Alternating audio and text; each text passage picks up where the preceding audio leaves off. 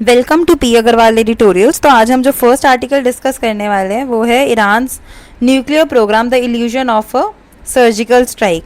तो बेसिकली इस आर्टिकल में ये डिस्कशन चल रही है कि हमें कैसे मतलब जो डिप्लोमेसी से बातचीत करनी चाहिए, ये वॉर वगैरह से कुछ नहीं होगा, क्योंकि जो ईरान का न्यूक्लियर प्रोग्राम है ना वो उन्होंने काफ़ी ज़्यादा ऑलरेडी डेवलप कर लिया गया है। सिर्फ सर्जिकल स्ट्राइक्स या नॉर्मल मिलिट्री स्ट्राइक से वो चीज़ डिस्ट्रॉय नहीं हो पाएगी। तो मेन आइडिया यही है कि जो ईरान का न्यूक्लियर प्रोग्राम है वो आराम से इजीली डिस्ट्रॉय नहीं हो सकता क्विक मिलिट्री स्ट्राइक से, क्योंकि वो काफ़ी ज़्यादा एडवांस्ड हो चुके हैं, उन्होंने उसको काफ़ी ज़्यादा प्रोटेक्ट करके रखा है। और जो वॉर है वो सिर्फ सिचुएशन को वर्स ही करेगी, क्योंकि जब हम उनको बिल्कुल ही ज़्यादा सारे जने चारों तरफ से वो घिरेगा या वॉर सिचुएशन में आएगा, जब उसको लगेगा कि हाँ मतलब उसके पास लास्ट रिजॉर्ट है, तो वॉर ज़्यादा जल्दी से न्यूक्लियर अपने वेपन्स बनाएगा। नॉलेज तो है उनके पास आइडिया है वो बनना कैसे, तो वॉर ज़्यादा तेज़ी से करने की कोशिश करेंगे। तो diplomacy not war is the only long term solution है। अगर हम अब इन डेप्थ देखें तो Iran nuclear programme is build to survive attacks. तो उन्होंने जो अपना की फैसिलिटीज़ हैं जैसे कि फर्दो और नतान्स में जो रखे हैं, वो एक तो अंडरग्राउंड है, माउंटेन्स के नीचे है, कंक्रीट है उसके ऊपर, मतलब उन्हें डिस्ट्रॉय करना बहुत मुश्किल है। फिर यूएस के जो बंकर बस्टिंग बॉम्ब्स भी हैं ना, उनको भी उनकी ही ज़रूरत है अगर इतनी डेप्थ तक पेनिट्रेट करना है। तो जो इज़राइल है उसके पास ये है नहीं। तो इज़राइली बॉम्ब्स जो हैं वो इतनी इतना डीप इनफ जा ही नहीं सकते हैं कि वो हार्डन्ड साइट्स को भी डिस्ट्रॉय कर सकें। यूएस के पास इसका टेक है, पर लेकिन वो भी बिना मैसिव प्लानिंग के और मल्टीपल हिट्स करने के बाद कुछ दिनों तक वो उस चीज़ को ख़त्म नहीं कर सकता। और रीजनल कोऑपरेशन भी चाहिए, जैसे कि access through Iraq Saudi air space. तो ऐसा ऑपरेशन बहुत रिस्की भी है और इंटरनेशनल लॉज को भी वायलेट करके एक बड़ी वॉर शुरू कर सकता है। Past attacks versus today.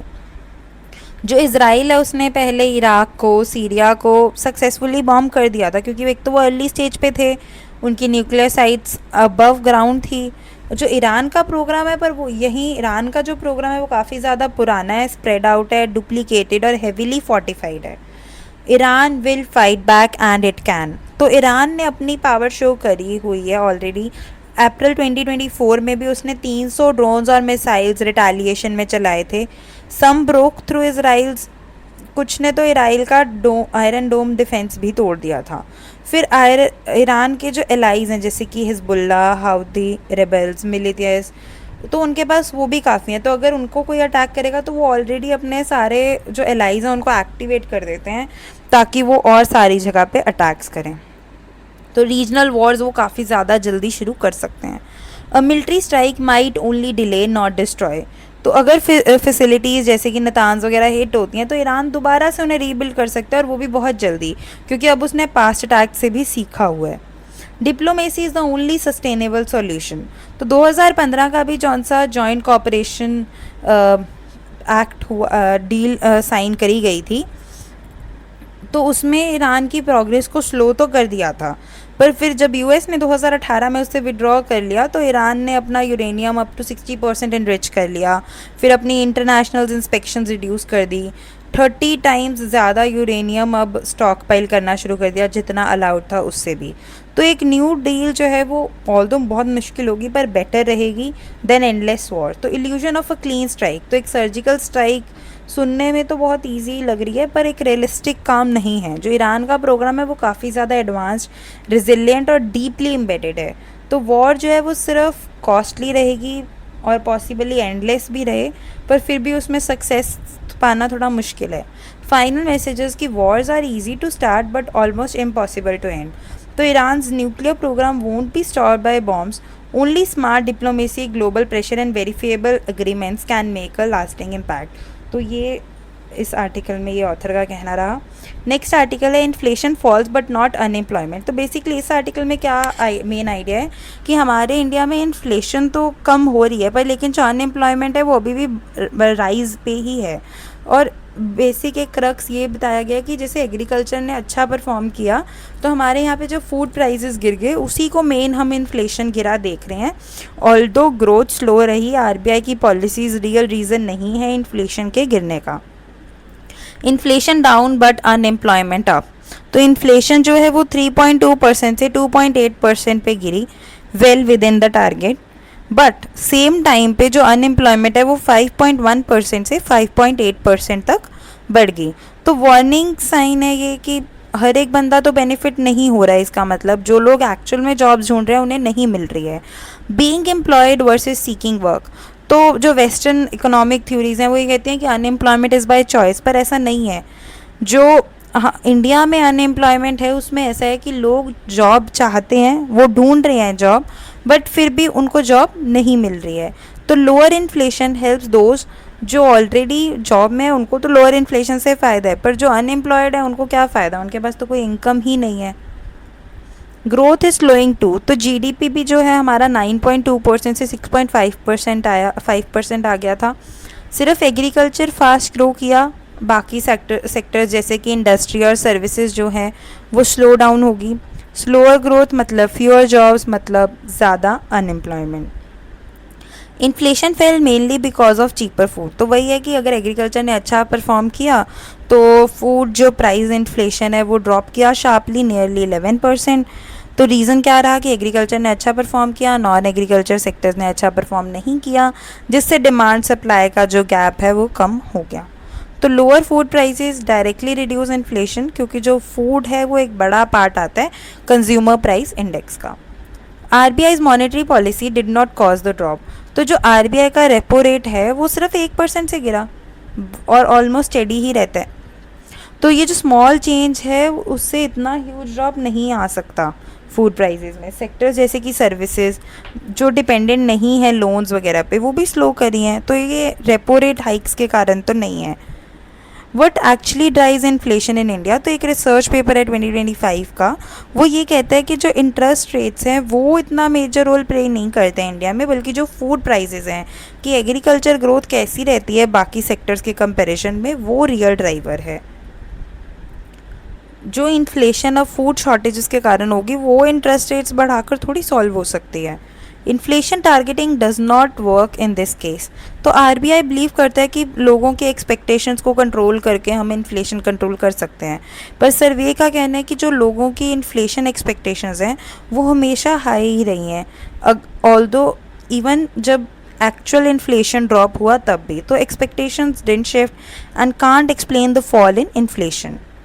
RBI is reacting not leading, तो इसमें आरबीआई गवर्नर ने रिसेंटली जो रेट्स हैं वो सेट की हो सकता है वो कट हो जाए अगर इन्फ्लेशन फॉल होती है। तो इसका मतलब है कि आरबीआई तो सिर्फ इन्फ्लेशन का ट्रेंड फॉलो करती है, वो खुद इन्फ्लेशन को कंट्रोल नहीं कर रही है। तो उससे पता चलता है कि आरबीआई जो है इज़ ड्राइविंग द इकॉनमी वाला जो आइडिया है वो उस चीज़ को चैलेंज कर रही है ये चीज़, क्योंकि वो तो खुद इन्फ्लेशन ट्रेंड्स देख के सोच रहे हैं कि चलो अब रेपो रेट्स कम कर देंगे। फाइनल मैसेजेस कि सिर्फ इन्फ्लेशन देख के और अनएम्प्लॉयमेंट इग्नोर करना इट्स मिसलीडिंग। तो रियल रीज़न जो है वो इन्फ्लेशन जो फेल करी है वो है कि बेटर फूड सप्लाई रहा, ना कि RBI policy. Next article is rising evaporative demand spotlights India's data and research gap. तो इसमें मेन ये रहा कि जैसे वर्ल्ड वार्म हो रहा है, टेम्परेचर बढ़ता है, तो हवा में भी जो पानी खींचने की कैपेसिटी है वो बढ़ती है, तो वो ज़्यादा पानी लेगी। तो हमें कितना पानी कब कितना दिया जाना चाहिए इरिगेशन का, जो क्रॉप्स को भी स्ट्रेस ना हो और इवेपोरेटिव स्ट्रेस उन पे ना बढ़े। तो उसमें क्या है, इवेपोरेटिव डिमांड क्या है, इट इज़ मेजर कि how thirsty the atmosphere is, तो वो शो करता है कि कितना पानी इवेपोरेट होगा अगर अनलिमिटेड वाटर अवेलेबल होता तो it affects how much irrigation crops need specially in hot weather. New term thirst wave, तो थर्स्ट वेव क्या है, 3 या 3+ से जो एक्सट्रीम हाई इवेपोरेटिव डिमांड हो उसको हम थर्स्ट वेव कहते हैं। यूएस रिसर्चर्स से इंट्रोड्यूस करी गई थी ये। जो थर्स्ट वेव्स हैं वो आजकल ज़्यादा इंटेंस, फ्रीक्वेंट और लॉन्गर लास्टिंग रहती हैं।